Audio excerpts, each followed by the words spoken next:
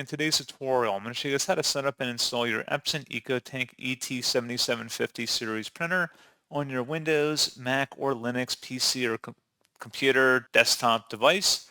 So this should hopefully be a pretty straightforward process here, guys. And without further ado, let's go ahead and jump straight into it. So all you have to do is open up a web browser. Doesn't matter which one, but we're going to open up Microsoft Edge for today's tutorial. And you want to search for Epson EcoTank ET-7750 support, and you want to go ahead and search for that. Best results come back up an Epson ET-7750 support page. Go ahead and open up that link. Should be hosted on epson.com, as you can see up at the top. And now you just want to scroll down and select your operating system from the drop-down. It can be any Windows, Mac, or Linux device for the most part that was released in the last 20 years or so.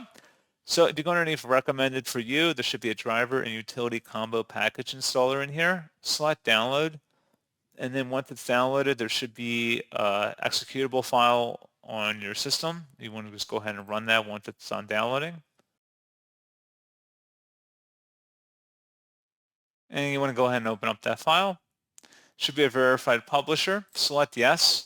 And then you just want to proceed with the installation wizard here. Make your configuration selections, whether you want a wired or wireless printer, for example. Any optional features or updates you want to enable or disable, you can do that directly from this tool here. And that's all you have to do. So pretty straightforward process on that, guys. And as always, thank you for watching. I do hope that I was able to help you out, and I do look forward to catching you all in the next tutorial. Goodbye.